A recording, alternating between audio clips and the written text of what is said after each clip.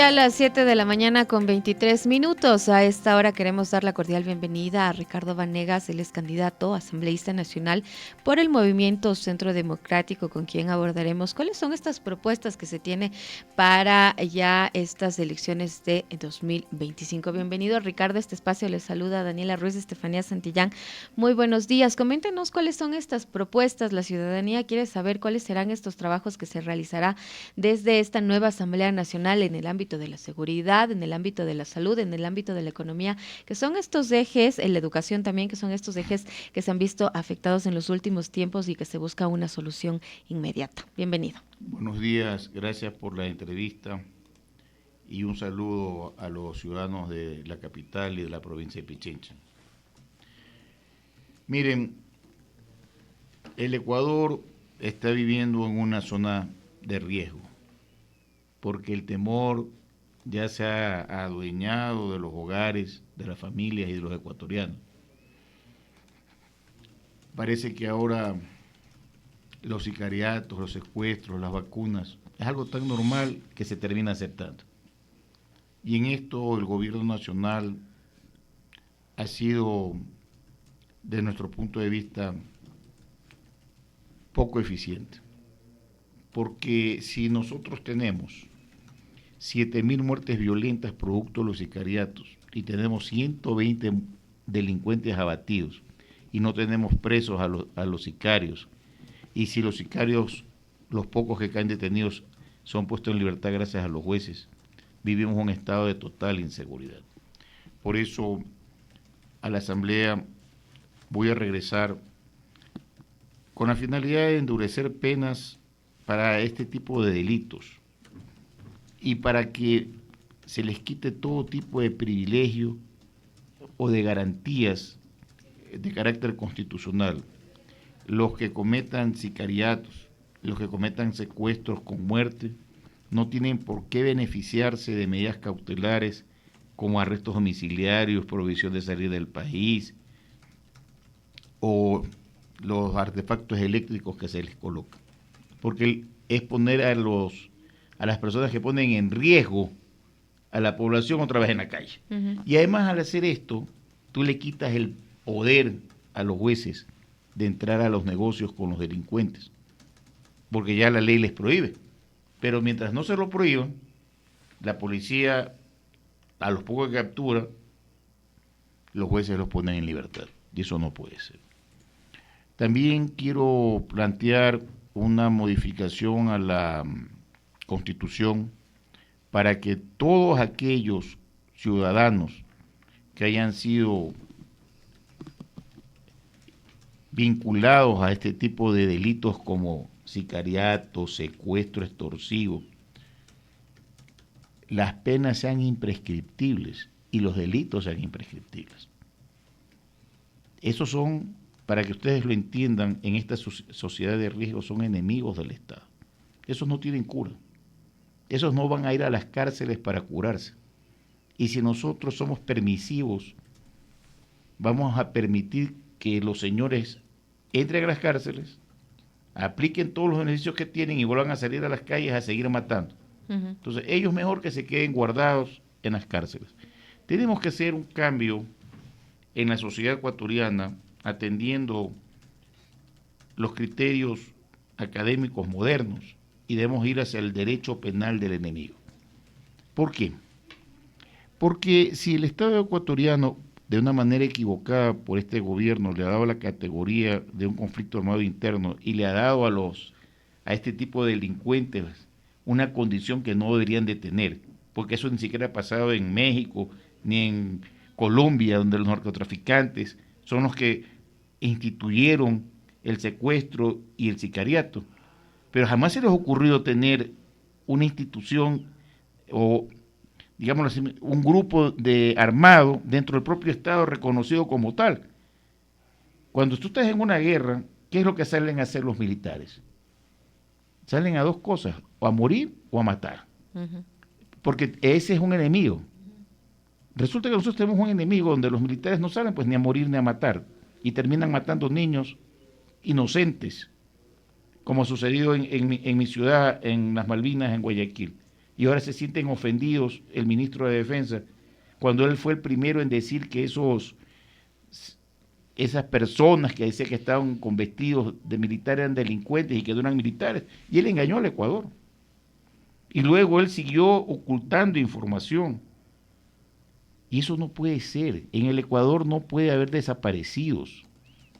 Ricardo, justo en el tema de desaparecidos, ayer conversábamos con la madre de David Romo, un joven que desapareció hace 11 años atrás en Quito, y se decía, ¿no?, que ahora, a propósito de esta campaña electoral, se debería tomar en cuenta este tema de los desaparecidos, que nadie dice nada, que nadie hace nada, que ya deberían tomar en cuenta también las nuevas autoridades que vienen para poder ya ir cambiando las normativas que se tiene al momento para poder dar un tratamiento específico en el caso de desapariciones en el Ecuador. Permítame aclararle ese punto. Yo fui el primer actor político que puse en mis redes que era desaparición forzosa. Y fui a la cancha de Cobien y recorrí toda la calle 25 de julio frente al Teodoro Maldonado y mostré en el lugar exacto donde los 4 menores fueron detenidos, porque 7 escaparon. Eran 16 militares en 2 camionetas blancas y lo anuncié antes de que salgan los videos. Porque si ustedes van a Guayaquil, toda esa calle y todo ese sector tiene cámaras. Y las cámaras captaron no solamente el momento de la detención, sino la tortura que recibieron los menores durante todo el trayecto por parte de los militares, que no son ningunos santos, son delincuentes. Y les voy a explicar por qué.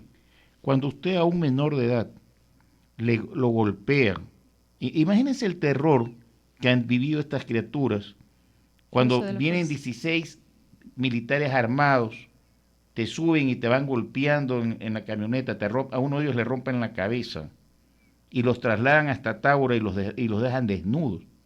Yo quisiera que las personas que me escuchen pensaran, te cierren un momento los ojos y piensen, ¿y si fueran sus hijos? ¿Ustedes quisieran que a sus hijos los militares los traten así? Nadie va a querer eso. Que hay personas, porque el gobierno ha vendido estas tesis de que ¿qué hace un niño a las 9 de la noche en la calle? Perdóneme, en ciudadelas privadas los niños juegan en las calles dentro de la ciudadela, pero la gente pobre pues no tiene ciudadelas privadas, tienen que ir a jugar en las canchas que hay ahí, ¿verdad? Pero eso no los vuelve delincuentes. El gobierno dijo además que eso venían robando y ocultó el parte porque ellos lo tenían. Yo les pregunto, ¿y si es verdad lo que ellos dicen? ¿Por qué las cámaras no reflejan eso? Porque las cámaras graban todo. La misma fiscalía dijo después que de esos no eran delincuentes. Ahora, volviendo al tema, Ricardo, de estas propuestas y el trabajo que se viene a realizar ya en la Asamblea, en caso de que usted ya nuevamente ingresa a la Asamblea Nacional, ¿cómo sería este trabajo, tomando en cuenta los ejemplos que hemos vivido en los últimos años en la Asamblea Nacional, estas pugnas que se tienen al interior, y la gente lo que solicita es lo que yo había mencionado al inicio, ¿no? El tema de fortalecer la economía, el hablar del tema de fortalecer la seguridad, la salud, el empleo, la educación, que es lo que en este momento también se ha visto afectado. ¿Qué es lo que se debería hacer desde la Asamblea Nacional nueva? Hablando de una nueva Asamblea Nacional en donde ya se pueda trabajar en beneficio de la ciudadanía. A ver, permítame primero también terminar de contestar la otra pregunta. Yo tengo comprometidos a los candidatos del Centro Democrático, porque voy primero en la lista de asambleístas nacionales, a que nosotros vamos a hacer la voz de los desaparecidos. Y vamos a hacer la investigación. Y el Ecuador sabe que yo cuando investigo encuentro a los responsables. Producto de eso, estoy dispuesto a regresar a la Asamblea a pesar de los graves problemas de inseguridad que yo corro, porque ustedes saben que yo destapé la olla aquí de la narcopolítica. Pero este es un tema que no puede quedar sin una investigación profunda de quiénes son los responsables en la desaparición de estos muchachos, porque ahí también hay personas que están más arriba que los soldados, ¿eh? Y no son los únicos casos. Durante este gobierno, en este periodo tan pequeño, hay un montón de desaparecidos. Lo que pasa es que son gente pobre que no habla, pero eso no puede quedar así. En cuanto a lo segundo, mire, en mis recorridos, porque estoy recorriendo el Ecuador, yo siempre les digo a los electores y a los ciudadanos, miren, yo no me considero ni mejor ni peor que los otros candidatos, pero sí soy diferente. Porque al menos yo cuando estaba en la asamblea, enfrenté a las mafias de los sectores públicos. Fui yo el que descubrió que la ministra de Salud había adquirido medicamentos caducados de una empresa prohibida de venta de acuerdo al CERCOP. Y esos medicamentos fueron consumidos por ecuatorianos. Por eso la llevamos a juicio político y fue destituida. Entonces, ¿qué es lo que hay que hacer? Hay que fiscalizar los hospitales públicos, porque las mafias siguen estando ahí. Cambiaron los gobiernos, pero ellos siguen comprando, vendiendo medicamentos y son los grandes beneficiados de los negocios millonarios que hay en el sector de salud. Luego, acuérdense que fui yo el que le hizo conocer al Ecuador que había un manejo irregular en las transacciones bursátiles que perjudicaron al ISPOL con $900 millones. Y por eso llevé al superintendente de compañías y lo hice destituir. Y en tanto en el primer caso que señalé, como en el segundo presenté las acciones penales, yo fui el denunciante. Y hay acciones penales, hay juicios y hay órdenes de prisión. Advertí que al Mago Cherres se les iba a escapar y ahí está, pues. Se llevó 900 millones, logramos recuperar 330 millones para la policía y le dimos un piso que está en un edificio en la ciudad de Los Lagos, en la ciudad de Guayaquil. Pero eso lo hicimos nosotros. Entonces, si usted me pregunta qué vamos a hacer, con el equipo de asambleístas que me he tomado la molestia de ir viendo que me acompañen, voy a revivir el Frente Parlamentario Anticorrupción. Porque a Fernando lo mataron, pero yo estoy vivo. Y yo no tengo compromisos con nadie. A mí no me va a llamar nadie, de ningún partido político y de ningún gobierno. Yo voy a descubrir la verdad. Y la verdad la voy a hacer conocer. En este país se necesita valientes. Y los valientes no solamente son los que tomamos la decisión de participar, sino cada uno de los ecuatorianos que tienen que tomar la decisión en el voto. Vean, una cosa yo les voy a decir a ustedes aquí. Lo único que no voy a hacer es lo que hacen los candidatos del gobierno. Repartir cocinas de inducción, caramelos, plátanos, para pedir un voto. Eso yo no lo voy a hacer. Yo le voy a decir al país, si ustedes quieren tener un asambleísta que actúe de una manera diferente, entonces búsquenme a mí. Yo ya lo hice. Yo no es que vengo aquí a ofrecerles. Y claro que hay que conversar con las bancadas. Pero hay cosas que yo nunca voy a hacer. Si a mí me pueden decir cualquier cosa, pero lo único que no hice yo era negociar cosas con el correísmo o con los socialcristianos, ni con el gobierno de Lazo. Yo pedí siempre que se respete la Constitución. Hay cosas en las que tenemos que estar juntos con los partidos políticos, pero con la corrupción jamás voy a estar de acuerdo, ni con los corruptos tampoco. En eso tengo usted la certeza que no lo voy a hacer. Y ojalá que esta asamblea sea diferente, porque en la que estuve antes me da pena. Porque cuando usted trata con un académico, con un abogado que tiene el prestigio que yo tengo, sentarme en una mesa legislativa y ver que todos los que están ahí no saben nada, es una pena. Es como que cuando yo estoy dando clases, tengo que estarles explicando a los asambleístas. Y a pesar que tú les explicas, son como los patos, ¿no? Hacen las cosas al revés. Entonces yo sí quiero pedirle a la ciudadanía, voten por el candidato de la presidencia que ustedes quieren, pero en la asamblea, búsquenos a nosotros. Porque no es cuestión de pensar que si se vota en una lista, terminamos eligiendo gente que no sabemos, pues. Doctor, usted cuando habló de una de sus principales propuestas y es esta reforma para endurecer penas, también mencionó el tema de cuando, por ejemplo, quienes han cometido un sicariato o un secuestro extorsivo llegan a ser detenidos, pero luego la justicia finalmente los termina liberando. ¿Qué hacer en ese sentido desde la Asamblea Nacional? Lo estoy señalando. Tenemos que ir a buscar una enmienda constitucional que permita que en ese tipo de delitos como el sicariato, el secuestro con muerte, no hayan beneficios jurisdiccionales como las medidas cautelares para este tipo de delincuentes. Ni tampoco prescripción de pena. Porque hay delitos que son imprescriptibles actualmente, que usted conoce, el genocidio, la tortura, la desaparición forzosa, que los tiene con diarrea los del gobierno. Porque si se aplica correctamente, esto va a llegar hasta el ministro de Defensa, y a lo mejor hasta Noboa.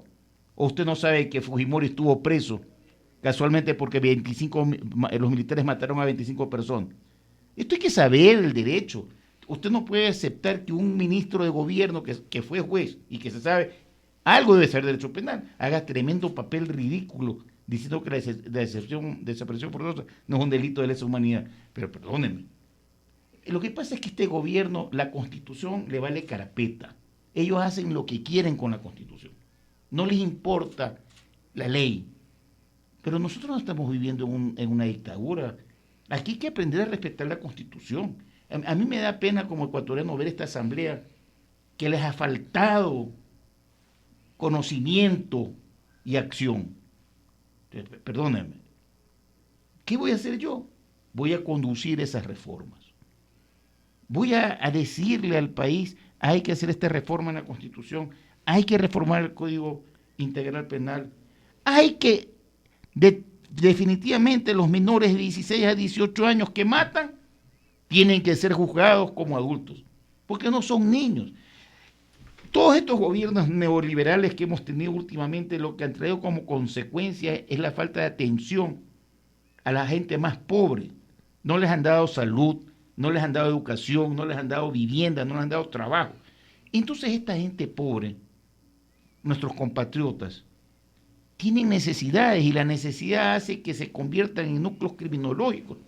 Los delincuentes vienen y sacan a los niños de 9, 10 años y los convierten en sicarios. ¿Qué tiene que hacer el gobierno? Preocuparse menos de pagar deudas y preocuparse más de la gente. A eso es lo que yo aspiro. Que hay que comenzar a pensar más en las personas. Y he topado aquí un tema importante que también es preocupante para la ciudadanía, más allá del tema de seguridad, que es el tema de la economía. ¿Cómo fortalecer el empleo? ¿Cómo fortalecer la estabilidad laboral dentro de esta crisis que vive el país? Mire, yo tengo una mente y una acción muy amplia. Yo me considero un progresista porque mis padres fueron profesores, mi papá fue abogado, pero yo comencé a trabajar a los 19 años, pagué mi carrera y creo que en un país hay progresistas. Progresistas somos los que hemos logrado progresar a base de nuestro trabajo, de nuestro conocimiento, pero no hemos mantenido diferencias sociales con el resto. Porque nosotros recordamos pues las cosas que éramos cuando éramos jóvenes y lo que yo he venido haciendo durante toda mi vida, que es luchar por la gente. A mí me ha tocado ser abogado de los casos más emblemáticos de este país. Entonces yo le digo, tenemos que ir hacia allá, hacia donde, a que haya más igualdad entre los ciudadanos. Tenemos que procurar que las personas pasen más tiempo en sus familias y que ganen un salario que sea justo y que les permita tener una vida digna. Usted me va a decir, doctor, usted está un poco desubicado en lo que va a decir en este momento, pero yo no estoy desubicado. Yo soy futurista y veo los ejemplos que suceden en otros países. Creo firmemente que la cantidad de horas de trabajo en el Ecuador debe reducirse a 36 horas y no a 40. No el sueldo básico, sino las horas. Porque está demostrado que mientras la gente trabaja menos, produce más. Y eso permite además que haya más trabajo para más personas, que la economía se dinamice y que obviamente aquí los que no les va a convenir esto que estoy yo diciendo son a los empresarios. Y a ellos les voy a dar un mensaje. Dejen de pensar más en ustedes y comiencen a pensar más en los ciudadanos, en la gente. El hecho de que ustedes comiencen a ganar menos no quiere decir que van por eso a hacer menos. Hay que pensar más en las personas. Así que yo voy firmemente... ¿Va a proponer esa reforma? Ese es parte de mi plan de trabajo. Voy a pedir que las horas de trabajo se redujan a 36 manteniendo el sueldo básico. Porque estoy convencido de que las personas trabajan menos, van a producir más y van a tener más tiempo de pasar en sus hogares. Y eso ayuda a que haya más dinero en la economía y a que haya menos delincuentes en el futuro en el país. Porque lo que necesitamos son valores y que las criaturas estén con sus padres. Perfecto, queremos agradecerle, Ricardo, por habernos acompañado esta mañana. Gracias a ustedes por la entrevista y ojalá me vuelvan a invitar nuevamente y cuando ya sea asambleísta nuevamente, invítenme porque es la primera vez que me llaman. Y este color es el color de nuestro movimiento, la lista 1. No se olviden de votar todo uno. Muchas gracias. Muchísimas gracias al candidato a la Asamblea Nacional, Ricardo Vanegas, por el Movimiento Centro Democrático, con estas sus propuestas de campaña para estas elecciones de 2025. Son las 7:43, vamos a hacer una pausa, volvemos enseguida con nuestra siguiente entrevista. Un equipo de profesionales de la comunicación le acompañan todos los días en 102.9 Noticias.